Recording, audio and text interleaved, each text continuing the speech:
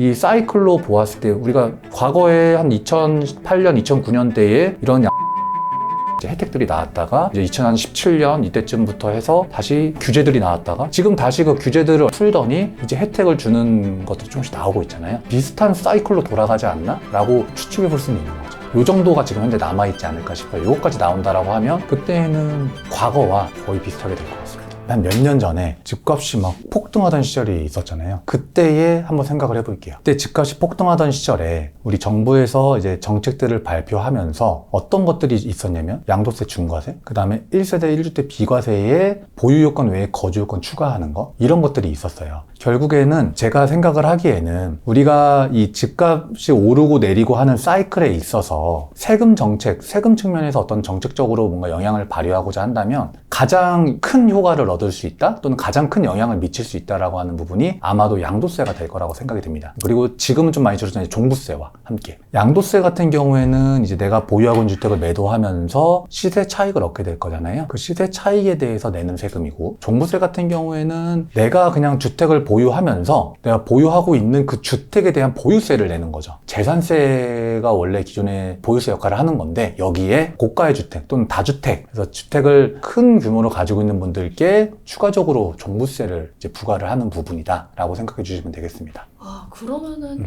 집값이 오르고 내리고 하는 그런 분위기에 따라서 양도세랑 종부세가 차이가 난다는 거죠? 그렇죠. 예를 들어서 아까 전에 이어서 말씀드려보면 우리가 집값이 너무나 막 급등하는 상황이에요. 폭등하는 상황에서는 양도세를 더 강하게, 비과세의 혜택을 줄이고 비과세의 요건을 강화하고, 그리고 양도세를 다주택자 중과세를 해서 막 과세를 강하게 매기고, 이런 부분들인 거죠. 지금으로부터 한 4, 5년 전쯤이죠. 한 5년 전쯤에 그때에 다주택자 중과세가 이제 기본 세율에 뭐 플러스 10%, 기본 세율이 플러스 20%, 지금은 이게 20%, 30%거든요. 또 이렇게 중과가 되는 데에다가 더불어서 장기 보유 공제라고 하는 이제 보유한 기간에 따라 공제받는 부분이 있는데요. 이러한 장기 보유 공제라는 것도 받을 수가 없었어요. 그러면 내가 주택을 팔면 거의 한 반이 세금이 되거든요. 그러면 어떠한 문제가 발생을 할 정도냐면, 내가 가지고 있는 집을 팔아요. 그럼 이 집을 팔아서 그 당시에 대출 받았던 거 갚고, 대출금 갚고 세금 내면 남는 게 없는 거예요. 그럴 정도로 그 당시에 저는 그 세금 규제 정책은 무서웠다, 상승이 때라고 생각을 합니다. 그렇게 강하게 규제를 했다가, 그리고 나서 이후에 이제 부동산 경기가 좀 꺾이죠. 최근 한 2022년. 그렇죠. 최근에 이제 꺾여서 내려오면서는 그 규제했던, 강하게 규제했던 것들을 하나하나 풀기 시작하는 겁니다. 뭐 다주택자 중과 배제해준다거나, 기간으로 한시적으로 계속 배제해준다거나, 2년 거주 요건이 있었던 거를 없앤다거나, 뭐 보유기간도 최종 1주택을 된 날로부터 2년 보유해라 라고 했다가 그것도 없어지고, 이런 식으로 이제 하나하나 풀어가는 겁니다. 그러다가 부동산 경기가 점점 더 안 좋아진다라고 하면 그때에는 다시 양도세 비과세에 혜택을 주는 주택수 제외라던가, 결국엔 양도세가 가장 투자 수익률에 큰 영향을 미치니까 양도세 감면을 넣어준다라던가, 이런 식의 대책들이 또 나오게 되는 거죠. 그 목적이 상승장 때 이렇게 세금을 딱 조이는 게 빨리 팔게끔 하는 건가요? 빨리 팔게끔 하는 부분도 있고, 요 몇 년 전에는 투기 수요가 많다라고 봤어요. 그래서 이 투기 수요를 잡기 위해서 세금을 강하게 때려 놓으면, 사실 투기는 말 그대로 투기 수요들은 들어가서 시세 차익 빨리 먹고 나오는 건데, 여기에서 세금이 높아지면 높아질수록 수익률이 낮아지게 되잖아요. 세후 수익률이.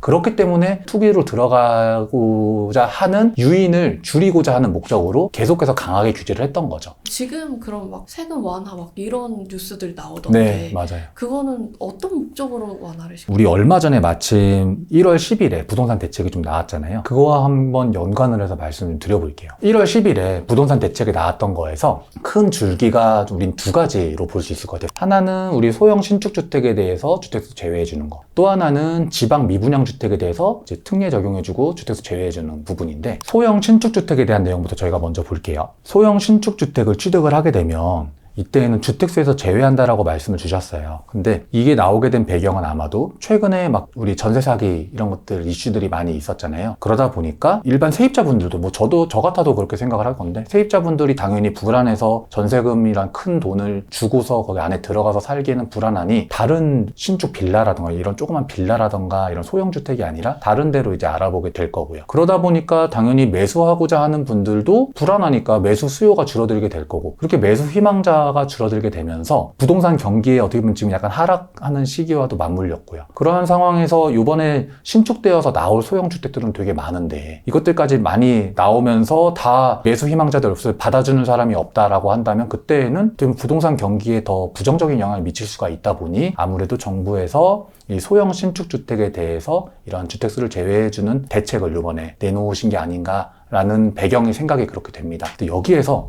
또 한편으로는 아파트는 다 제외돼요. 그리고 양도세에서의 아까 비과세 특례는 미적용한다라고 말씀을 하셨어요. 그 말은 뭐냐면 이 부동산 경기에 이제 안 좋아지고 이 소형 신축주택이 부정적 영향을 미칠 것 같아서 걱정이 한편으로는 우리 정부에서 이제 그 정책 결정해 주시는 분들께서는 그런 걱정이 되면서도 또 한편으로는 너무 과하게 세금 정책을 주고 아파트에까지 세금 정책을 주면 다시 이 수요를 자극을 해서 매수하고자 하는 사람들이 막 들어오면서 또 이로 인한 부채가 늘어나고 또 부동산 경기가 갑자기 원하는 방향대로 흘러가지 못하고 다시 수요를 자극하는 또 다른 부정적인 영향을 미치게 될까봐 걱정이 되시는 거죠. 그러다 보니까 일단은 아파트랑 그다음에 아까 저희가 얘기했던 것처럼 세후 수익률에 투자할 때 세후 수익률에 가장 큰 영향을 미치는 요소 중 하나인 양도세는 남겨두고 일단 여지를 두는 거죠. 남겨두고 먼저 이렇게 소형주택, 소형 신축주택에 대해서만 한번 해보자라고 이제 이번 발표가 나온 배경이 된다. 라고 생각이 들어요. 두 번째로 우리가 지방 미분양 주택, 얘는 조금 다른데요. 지방 미분양 주택에 대해서는 기존 1주택자가 지방 미분양 주택을 취득할 경우에는 비과세 특례를 적용해 주겠다라고 얘기를 하셨어요.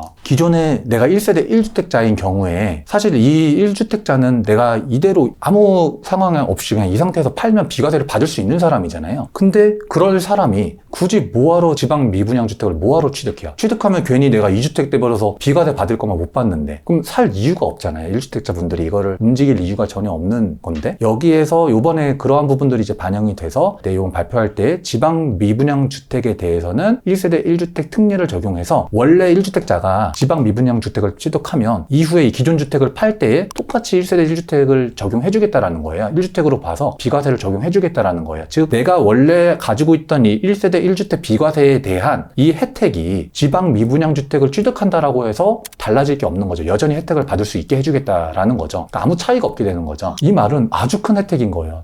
그래요? 그럼요. 왜냐하면 비과세는 어떻게 보면은 계속해서 말씀드리면 양도세가 되게 중요한데 세금이 가장 크게 나오는 부분인데 이 비과세를 받을 수 있었던 사람이 다른 주택을 취득해서 비과세를 못 받게 되면 사실 이 다른 주택을 취득할 매력이 별로 없을 텐데 여전히 1주택으로 봐서 비과세를 받을 수 있게 해줬다라는 거는 주택자분들이 지방에 괜찮아 보이는 주택이 만약에 있다면 한번 사볼까? 투자 목적에서? 왜냐면 내가 기존에 있는 것과 아무 차이가 없는데 내가 기존에 한 채 가지고 있었던 거나 지방 미분양 주택을 취득하거나 차이가 없는데 한번 사볼까? 라는 생각을 할 수 있게 만들어주는 부분이고요. 큰 혜택이 될 수 있다. 이거를 우리 아까 소형 신축주택과 비교해서 생각을 해보면 어떻게 보면 우리 정부에서 이제 정책 결정하시는 분들께서 생각하시기에 이 지방 미분양 주택은 현재 상황이 좀 더 심각하다라고 볼 수도 있다라는 거죠. 그렇기 때문에 우리가 아까 소형 신축주택보다는 좀 더 강력하게 주택세에서 단순히 제외한다라는 게 아니라 1세대 1주택 비과세 특례를 적용할 수 있게 해주겠다라는 좀 더 강력한 혜택이 이러한 정책이 나온 게 아닌가라는 생각을 좀 해볼 수가 있는 거죠. 그러면 지방은 좀 더 미분양 문제가 심각할 수도 있겠구나라고 우리는 이제 그냥 미루어서 한번 짐작해 볼 수는 있는 거죠. 이런 세금 정책이 나오는 것만 봐도 지금 어쨌든 분위기가 좀 어떻구나 하는 걸 알 수가 있는 거네요. 어떤 부동산 가격을 짚어내는 건 어렵지만 대략적인 흐름을 느낄 수는 있는 거죠.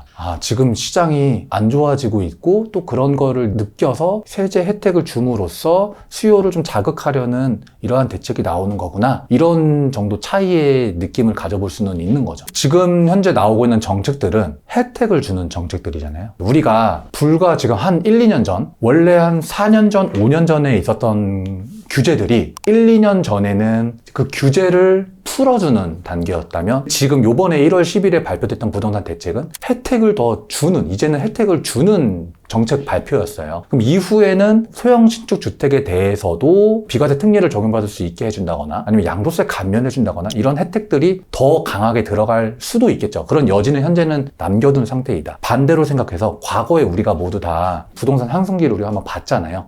그때의 세금 정책들 한번 생각을 해보자고요. 2017년에 8.2 대책이 있었고 2018년에 9.13 대책이 있었고 2019년에 12, 16 대책이 있었어요. 이처럼 매년 한 1년에 거의 한 번씩 계속해서 대책 발표가 됐었는데 그때 발표될 때 나왔던 얘기들은 다 가장 핵심적인 부분들은 결국 양도세 중과세 하는 거, 그 다음에 비과세 거주요건 추가하는 거, 뭐 일시적 2주택 비과세 아까 전에 얘기했었잖아요. 그런 거를 너무 활용을 하니까 거기에 추가 요건들을 막 달아놓는 거.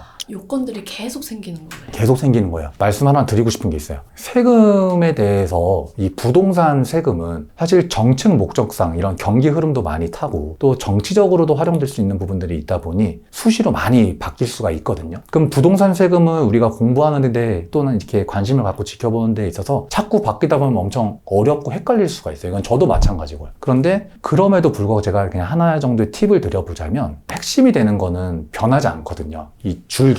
즉, 큰 줄기를 우리가 알아놓고 거기에서 뭔가 경기가 막 지나치게 과열돼요. 그러면 막 격가지들이 계속 붙는 거예요. 그 다음에 경기가 막 하락하고 점점 위축돼요, 엄청. 그러면 그때는 격가지들을 붙였던 걸 다시 막 잘라내는 거예요. 이렇게 된다라고 생각을 하시면 돼요. 그러면 이게 1세대 1주택 비과세 측면에서 우리가 생각을 해봤을 때 또는 양도세 측면에서 생각을 해봤을 때에는 보유요건이 있을 거고 1주택 요건이 있을 거예요. 그러니까 한 개의 주택이어야 될 것, 그 다음에 2년 이상 보유해야 될 것, 이 요건이 있을 건데 생각을 해볼게요. 여기에서 온갖 규정들이 붙게 되는 거죠. 예를 들면 뭐 임대주택 같은 경우에는 등록하면 주택수 제외해줬었는데 그 이후부터 등록하는 주택수 제외 안 해준다 라던가, 보유기간 같은 경우에는 2년 이상 보유하는 것과 기본의 이 기본적인 줄기인데 여기에서 앞으로는 또 조정지역 내에 있는 주택 취득하면 2년 이상 거주도 해야 된다 라던가, 이러한 요건들을 계속 갖다 붙이는 거거든요. 이게 2017년, 2018년, 2019년도에 계속해서 붙는 거예요. 이 요건들이. 그때가 약간 상승이 시작되었어요. 네, 엄청 상승할 때죠. 그래서 그러면서 여기에 추가적으로 투기 수요를 막기 위해서 자금 출처 조사가 붙었던 거고요. 저를 포함해서 많은 분들은 부동산 바닥 혹은 무릎을 좀 잡고 싶다는 그런 마음이 있는데 더 옛날에 하락장 때는 어떤 세금 규정이 있었어요? 아주 과거에 사실 요번에 나온 지방 미분양주택, 주택수 제외해주고 이런 규정이 이번에 대책으로 나왔잖아요. 이게 사실 아예 완전히 새롭게 나온 규정은 아니에요. 한 15년 전쯤에 비슷하게 있었어요. 뭐 양도세 중과 폐지되는 부분이라던가, 그리고 미분양주택에 대한 양도세 감면 규정, 뭐 주택수 지금처럼 주택수 제외되는 규정, 이러한 대책들이 그 당시에도 비슷하게 나왔었습니다. 그래서 지금 시기와 그 당시 시기가 세금 정책상으로만 봤을 때에는 좀 비슷한 시기로 볼 수도 있겠다? 라고 미뤄 한번 짐작해 볼 수도 있을 것 같습니다. 그때보다는 사실 좀 덜 풀어진 건가요, 지금? 아까 전에 이제 지방 미분양뿐만 아니라 아까 소형 신축주택에서는 양도할 때 1세대 1주택 특례를 미적용한다라고 했잖아요. 요거 적용해주는 부분들과 그다음에 이제 양도소득세에 대한 감면을 해주는 규정들이 요 대책들까지 나온다라고 하면 요 정도가 지금 현재 남아있지 않을까 싶어요. 요거까지 나온다라고 하면 그때는 과거와 이제 거의 비슷하게 될 것 같습니다. 그런 식으로 사실 시장 흐름이랑 세금을 또 연결을 지을 수가 있겠네요. 이런 부분은 감안해 줘야 될 것 같아요. 아무래도 이 세금 정책이라는 건 항상 분위기, 경기 흐름을 보면서 사후적으로 들어가 보는 부분들이다 보니까 좀 경기에 늦을 수 있겠죠. 그래도 과거에 이런 비슷한 사례들이 있었고, 이 사이클로 보았을 때 우리가 과거에 한 2008년, 2009년대에 이런 양도세 감면이라든가 이런 비슷한 규정들이 이제 혜택들이 나왔다가, 그리고 나서 한 6, 7년 전쯤에 이제 2017년 이때쯤부터 해서 다시 규제하는 막 규제들이 나왔다가 지금 다시 그 규제들을 얼마 전 한 1, 2년 전에 풀더니 이제 혜택을 주는 것들이 조금씩 나오고 있잖아요. 비슷한 사이클로 돌아가지 않나? 라고 추측해 볼 수는 있는 거죠. 같은 사람이고 또 같은 상황이더라도 세금 정책에 따라서 사실 자산의 격차는 또 생길 수밖에 없잖아요. 네. 이런 좀 흐름을 좀 같이 체크하는 게 진짜 중요하겠네요. 그쵸. 아무래도 부동산의 꽃은 진짜 세금이라고 이렇게 하는데 그 중에서도 저는 좀 양도세 또는 아니면 뭐 종부세 이쪽이라고 생각을 하거든요. 근데 양도세 같은 경우에는 특히나 세금 차이가 이제 수천만 원 막 크게 왔다 갔다 하니까 이 부분에 대해서 잘 활용하면 나중에 어떻게 보면 자산 격차가 그만큼 더 벌어질 수도 있는 거죠. 향후에 봤을 때에는. 그런 측면에서 세금의 변동을 미리 잘 확인하고 잘 활용한다라고 한다면 유리하게 가져올 수 있겠다라는 생각이 듭니다. 최소한 흐름이 지금 조금 안 좋은 것 같아, 이런 파악은 할 수 있는 거죠. 혜택이 좀 더 세게 나오는 거 보면 좀 더 안 좋은 것 같은데 근데 규제를 조금씩 하기 시작하네. 그러면은 부동산 경기 약간 과열을 우려하고 있는 것 같다, 이런 식으로 조금 느낌 정도는 우리가 가져가 볼 수 있는 거죠.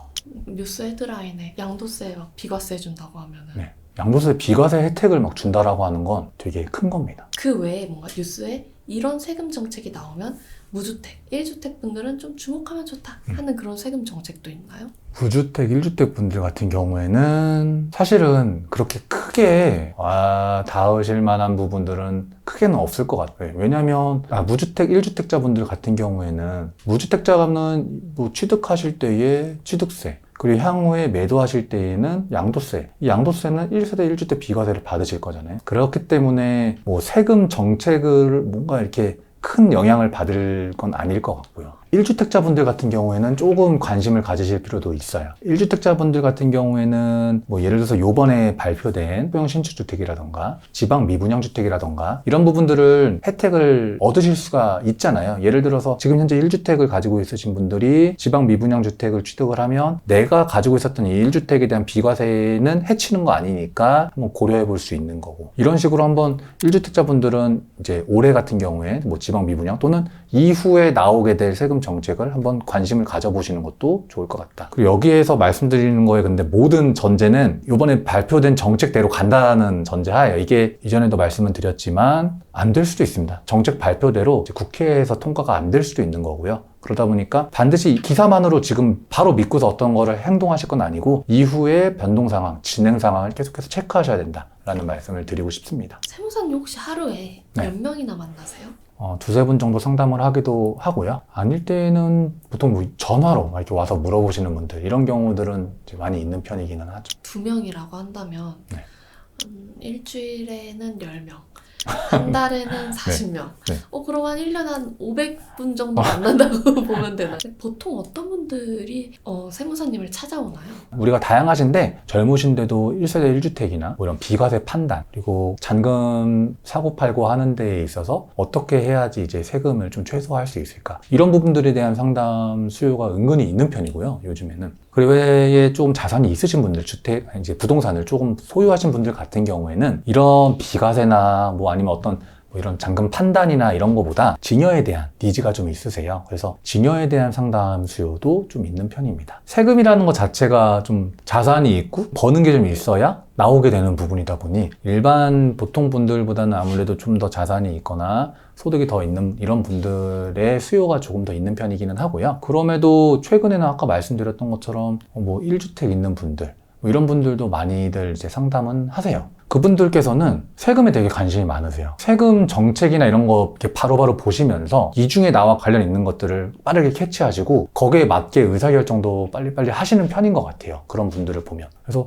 어떻게 보면 그런 분들이 그렇게 빠르게 캐치하시고 활용하시면서 또 세금에 관심을 많이 가지시면서 혜택을 볼 수 있는 부분들은 빠르게 좀 활용을 하시면서 관리해 나가시다 보니까 자산을 좀 잘 지키고 또 그 잘 지킨 자산을 좀 토대로 해서 다음 투자의 종잣돈으로 삼고 이렇게 하시는 게 아닌가 싶습니다. 그만큼 세금이랑 내 돈이랑 크게 관련이 있는 거예요.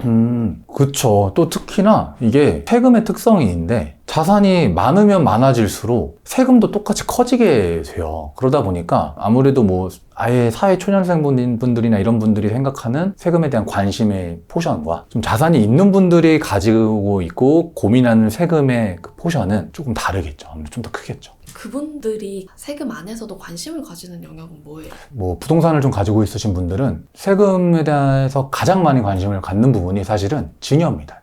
증여가 더 크고요. 그 다음이 이제 양도. 이거를 여러 채를 보유했을 때 매도할 때 어떻게 하면 좋을지, 이 두 가지가 가장 관심이 많으신 것 같습니다. 그리고 이제 종부세는 그 시기가 됐을 때 그때 거의 관심을 좀 가지고 물어보시는 편이고요. 혹시 근데 이런 분들도 있나요? 좀 문제가 터져서 이제 세무사님을 찾아가는 그런 케이스들? 있죠. 근데 만약 문제가 이제 터져서 오시게 되면 도와드릴 수 있는 그 여지가 굉장히 줄어들게 됩니다. 왜냐면 어떤 행위가 이미 돼버렸기 때문에 이 행위 자체를 바꿔야 되는데 행위 자체를 바꿀 수가 없거든요. 이미 실행에 옮겨진 후기 때문에. 그러다 보니까 대부분 일이 터지고 나서 오시는 분들 같은 경우에는 이제 좀 도움을 드리기에 어려운 상황이 많고, 그래서 미리 뭔가를 하시기 전에 그때에 뭐 세무사님들과 상담을 하시거나 아니면 세금에 대해서 좀 더 이제 확실하게 이렇게 공부를 하시거나 그렇게 하고 어떻게 세금에 영향을 미치겠다라는 걸 확인을 하신 후에 진행하시는 편이 좋을 것 같습니다. 과거에 중과세가 이제 한 몇 년 전에 양도세 중과세가 아주 세게 그 규제가 아주 강력했을 때가 있잖아요. 그때에 어떤 문제가 되냐면 1세대 1주택 비과세를 이제 받지를 못하게 되면 2주택, 3주택이 돼버리는 거니까. 그러니까 나는 1세대 1주택이라고 생각을 하고 2주택, 3주택 가지고 있는 거는 특례로, 내가 비과세 특례로 해서 빠져서 난 비과세라고 생각을 했는데 알고 보니까 이게 비과세가 아닌 거예요. 그럼 비과세가 안 되면 어떻게 되냐면 2주택자거나 3주택자가 되는 거거든요. 그러면 비과세를 못 받는 것에서 끝나는 게 아니라 중과세로 넘어가 버려요. 그럼 세금이 정말 많이 차이가 나고 엄청나게 영향이 파급 그 효과가 엄청나게 큰 거죠. 모르면 안 되는 거네요. 네, 모르면 안 되는 거죠. 차라리 비과세가 아니야 라고 해서 그냥 비과세 안 되는 것만 하면 끝나면은 그나마 괜찮은데 내가 비과세인 줄 알았는데 아니라고 생각하면 꼭 다른 주택이 있다라는 거잖아요. 중과로 넘어갈 수가 있다. 다만 이제 지금은 뭐 중과 적용을 좀 배제, 한시적 배제를 해주고 있고 또 조정지역도 많이 사라졌고 하기 때문에 지금은 사실 이 부분이 아주 크리티컬하지는 않습니다.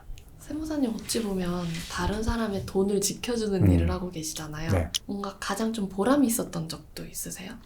그냥 저는 어떤 그러니까 세무 이제 일을 하면서 당연히 저도 제가 하는 일 자체가 도움을 드리는 일이잖아요. 그래서 뭐 세금을 단순히 뭐 줄여드리는 것도 좋지만 고민하시는 부분들을 저랑 얘기를 하고 상담을 해서 이 고민이 해결되면서 풀렸을 때 그때 저한테 고맙다고 하실 때가 저는 가장 뿌듯한 것 같습니다. 그러니까 이 고민이 확실하게 해결될 때. 그래서 이 세금에 대한 고민을 가지고 있으신 분들을 보면 이 마음에 엄청 답답함이 있으시더라고요. 근데 그게 그 해소됨으로 인해서 저한테 이제 막 고맙다고 하시고 막 하실 때 제가 가장 뿌듯함을 느끼는 것 같아요. 그때. 엄청 오래전인데 거의 한 5, 6년 전이었거든요. 그때 이제 세금에 대한 고민, 양도세였어요. 그 당시에 세금 양도세에 대해서 납부하는 거에 대한 아주 큰 고민을 가지고 있으신 분이 있었는데 이제 제가 그 고민을 조금 해소를 해드리면서 세금 신고까지 해드렸고 그리고 이후에 무사히 완결이 됐어요. 그렇게 된 적이 있었어요. 근데 그분께서 엄청 고마워도 하셨지만 지금까지 저희가 그때 인연으로 계속해서 연락을 하고 있거든요. 그렇게 계속해서 인연이 닿고 함께 계속 연락이 이어지고 이런 부분이